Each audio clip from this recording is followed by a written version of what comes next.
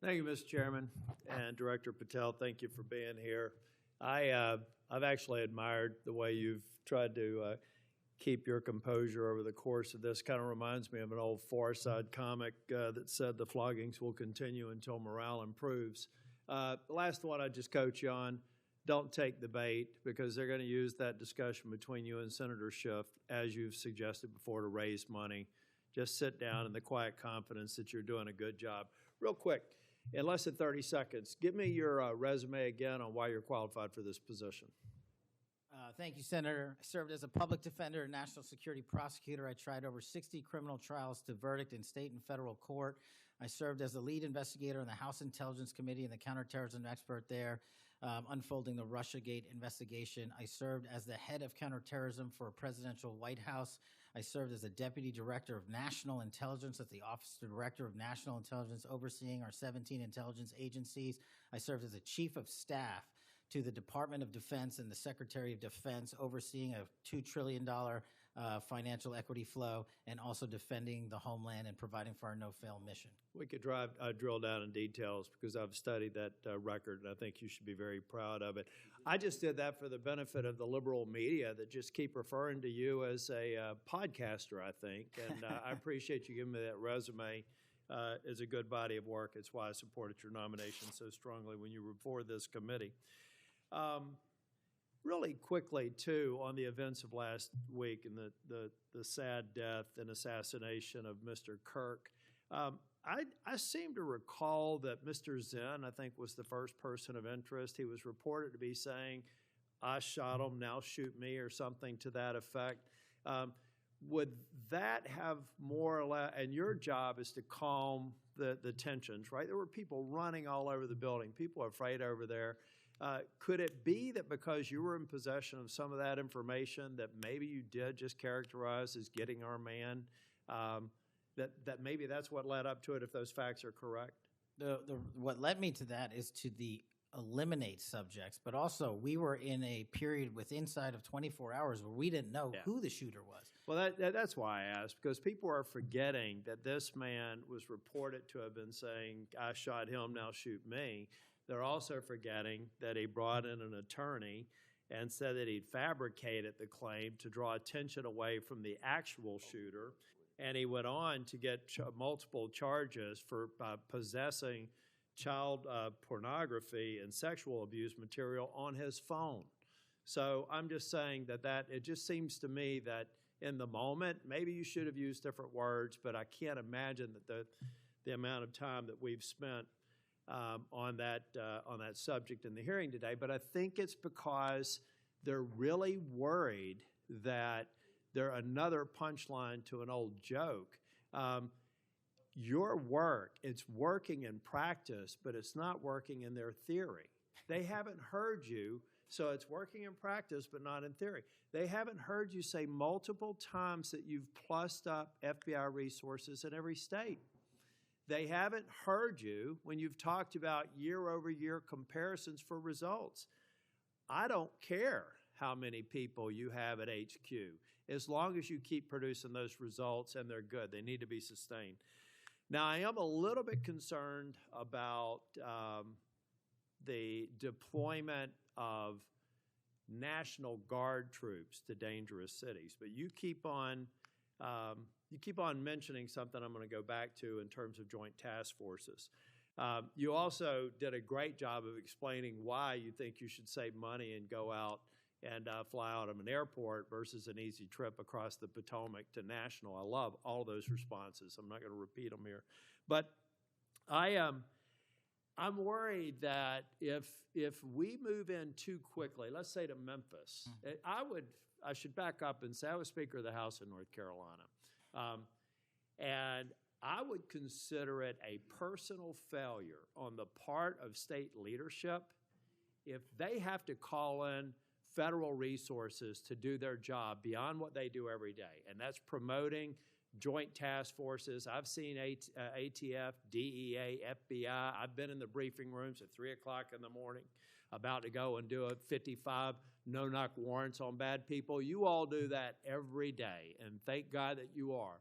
It looks like we should plus it up in a few cities. I'd rather use the money to deploy National Guard to just continue to leverage what you're already doing well. And I compliment you because I've got to believe it's a lot of these joint task forces that have increased the apprehension and charging rates. So thank you for that. But do you agree that at the end of the day, if we're going to have a sustained impact on crime, whether it's Memphis or any other city, that we've really got to enable, empower, and continue to support the men and women on the ground there every single day? 100%. Thank you. I think that your cost-benefit mind needs to go into, if I'm about to deploy this many National Guardsmen to a city, what does that cost, and what would that look like if we were plowing that cost of deployment into ongoing, I believe, joint task force, which are working very well. They're working well in North Carolina. So I'd like you to look at it. Now I'm going to move on. The Safer Communities Act, can I get your commitment to get an update? Maybe we could even take a trip out to West Virginia to see how we're doing an extraordinary job of NICS background checks. People are getting them in record time, but we are taking a few guns away from people that probably shouldn't be able to buy that day. Would you agree with that characterization? I would love to have you out and anyone else on this day is to West Virginia to see that I'd like work. to bring some of my colleagues to see it's working. We had people on my side of the aisle saying it was going to be awful, it was going to result in mass confiscation of guns. Not true. They were wrong. This bill's making a difference. I also want to talk about the behavioral health and other components in granting. I know in North Carolina things are going well. I want to make sure that that flow is going out there because the tragic events in North Carolina and Charlotte, the stabbing, I spoke with one of the family members yesterday, I think that we have to recognize that we have magistrates that have a revolving door policy, no doubt about that, and they should be held accountable if they're releasing dangerous people. But I also think that some of the problem is that we simply don't have a place to send people, particularly with respect to behavioral health.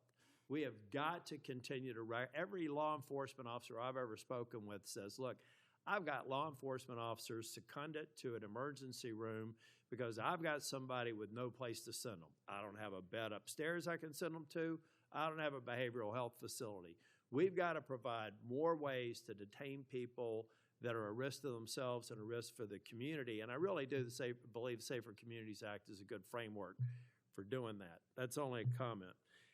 Section 702 is going to come up in April of next year for renewal. Do you believe it should be eliminated and not reauthorized? No, sir. It needs to be reauthorized. Can I also get your commitment maybe to come back over and review some of the controls that are in place and other things? So hopefully we won't have the drama leading up to April. We can actually come here and get consensus on why you've got the checks and balances in place and why we should do it. Just remove any chance that we're going to run into that cliff narrative next year. Can I get your commitment on doing that? You Mr. have it, Patel? sir. Thank you. I want to talk very briefly on, and the chairman's given me a gavel, but I promise not to go over more than 2 minutes. But that's why I chose to be last, so I could have this discussion and actually get to some facts versus agendas and clickbait that we'll almost certainly see going forward. Tell me a little bit about the rationale behind the change in stance in recruiting. I also understand there may be a reduction in the academy timeline. Just give me some thinking about where you are on recruiting, retention, training, et cetera. Simple. So recruitment is through the roof. We've doubled up month over month our applicants to be 1811s, our federal agents, intel analysts. So the recruitment is going wonderful. What we have to do is figure out a way to get creative because the BFTC timeline is an 18 to 20 week program.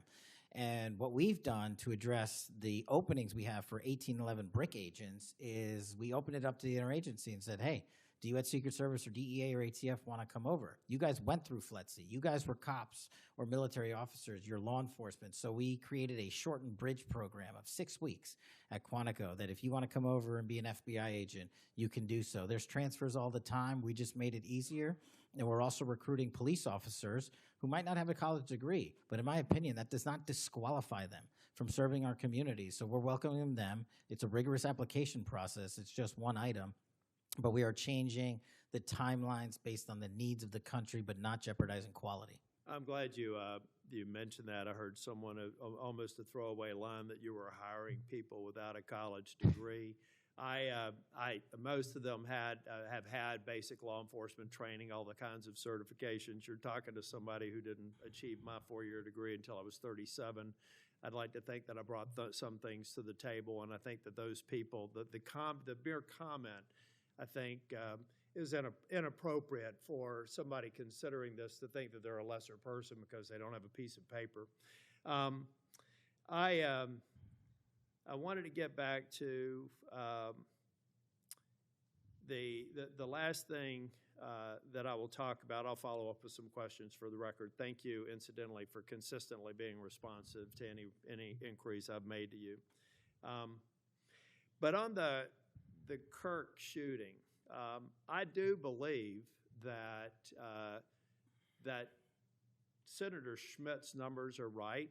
There seems to be a disproportionate number of voices on the left that are celebrating the assassination of a CEO or celebrating the assassination of someone, in Mr. Kirk's case, that I disagreed with probably about half of his positions. But I felt like he was a good voice in engaging young people, and that's a start, as long as we can do it civilly.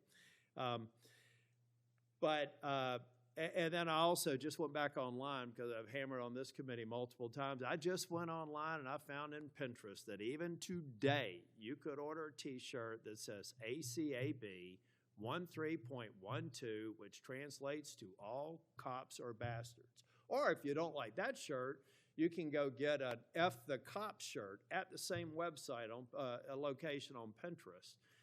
There is clearly a problem with some of the voices of the left, and I'm not necessarily saying any members of Congress, that need to tamp it down. Having said that, within 24 hours of Mr. Kirk's shooting, we had the guy that does the podcast for the War Room and another guy who's denied the Sandy Hook shootings say we're at war. Now, how on earth, and I do believe it's a smaller number, but it's a number that has an influence. How on earth are we de-escalating the situation with the tensions as high as they were last week, with going out and saying we're at war? I'm not asking you to respond to this question. I'm just saying that there are people out here on our side of the aisle that still need to look in the mirror. Even if you agree that it's a lower number, bad is bad no matter how many numbers they are. And that kind of rhetoric and that kind of mobilization makes your job more difficult and puts us in a position where we're not being as productive as you want the FBI and state and local law enforcement to be. I'm finished. I just want to thank you for your service. I want to thank you for your concise answers. And I am thoroughly impressed with the fact that you have sat in that chair for over 4 hours without a break. So with that, we're, on behalf of the chair, want to thank you for being here today. And also, I assume, are we leaving the record open for any period of time for 1 week? The record will be open, left open for 1 week so that you may have questions for the record. Mr. Patel, thank you for being here Thank today. you, Mr.